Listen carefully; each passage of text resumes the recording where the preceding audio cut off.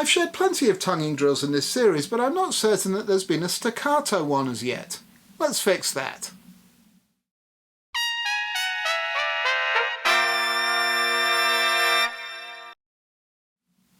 Hi, I'm Brian from Airflow Music. Welcome back to another Exercise of the Week video. If you've seen any of my videos before, you'll know that I often advocate tonguing with a very tenuto approach. There's some good reasons for that, particularly in terms of how to practice tonguing of all kinds. But it's obviously important to develop a good staccato approach too. That's something we'll be working on in the exercise I'm sharing in this video. It's based on the Arban exercises found on page 28 to 31, at least in most editions of the book that I've seen. In common with every video in the series, the exercise is available as a free downloadable PDF from the Airflow Music online store. You'll find the link in the description below. Now, let's get into it. There's a lot to like about the exercises in this section of the Arban. They've become the standard things to practice for a reason. However, I do find them somewhat limited in terms of keys, tonalities and register. They're predominantly in major keys and not too many of those. They're also not low enough for me. I'm a big fan of developing articulations in the lower register. Doing so presents huge benefits for overall technique and efficiency. Here's the first key of my staccato study. It's a minor key study with a temporary move to the relative major. On the PDF you have all 12 keys, ordered by increasing numbers of flats and sharps to help you get to grips with your minor key signatures. The first key is actually A minor, so there are no sharps or flats involved. If you're approaching this type of study for the first time, there are a few things I recommend you watch out for and try. Firstly, ignore the tempo to begin with. That's the tempo we should be working towards, but it's not where we need to start.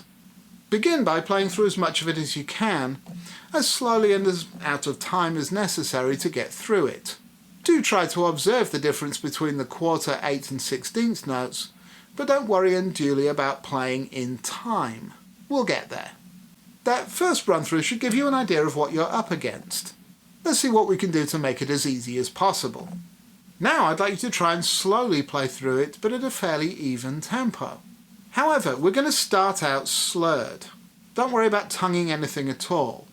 To make this possible, I want you to imagine that any consecutive repeated notes are tied together. For example, that means the very first beat of the exercise would just be a quarter note rather than an 8th and 2/16. Let me show you what I mean.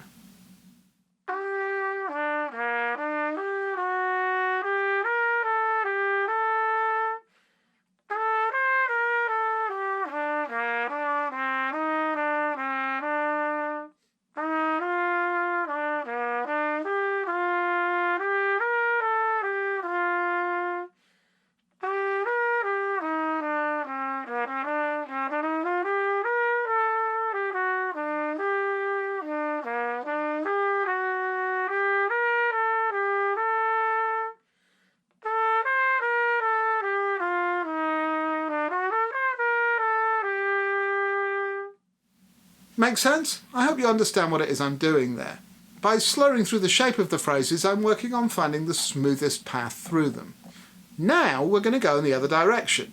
Not only are we going to tongue this time, but I want you to break up each beat into 16th notes. That goes for all the quarter and 8th notes throughout. I'm not going to tongue them in too much of a staccato style to begin with. Let's start with that gapless, tenuto approach I usually favour to try and keep as smooth as we can. It'll sound something like this.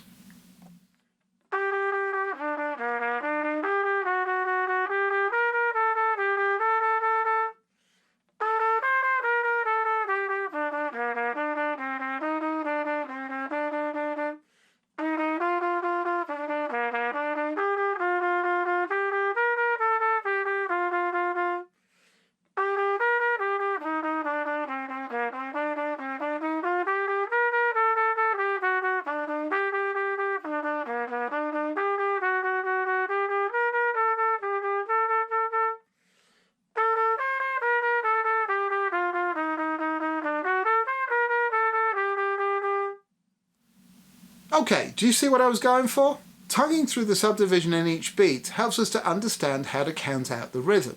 We also have a good chance to keep the air continuous throughout each phrase, because we're not trying to play too choppily.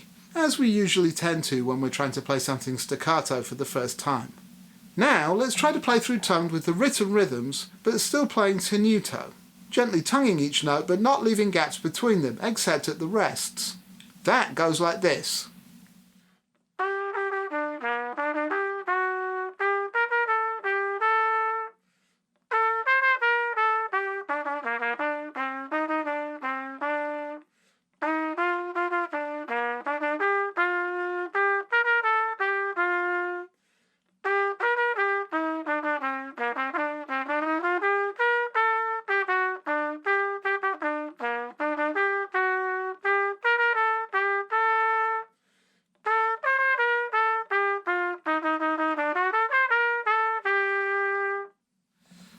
Right, now we're ready to try and play the staccato as written.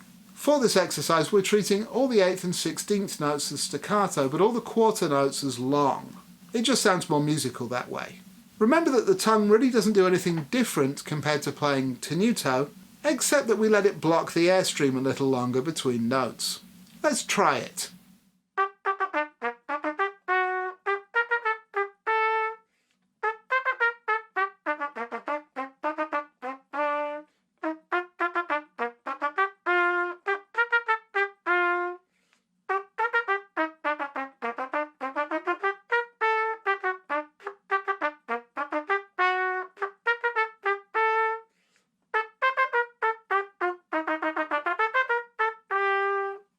There you go, that's how I like to practice things like this to get a nice light, bouncy staccato.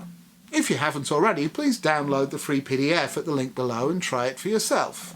In fact, the usual practice challenge will be up on Facebook and Instagram shortly. Please follow me there and join in. You'll find the links to both of those accounts below as well. If you have any questions about this exercise or I missed explaining something, please comment below. I'll get back to you as quickly as I can.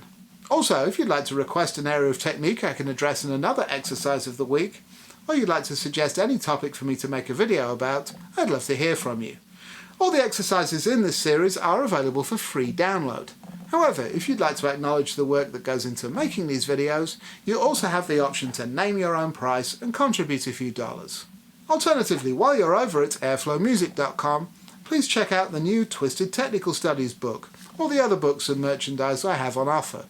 All sales directly support making these videos. I'll see you next Monday for another exercise of the week. In the meantime, please like and subscribe and do all those other YouTubey things I'm supposed to remind you about. I'll see you next time. Now, go practice.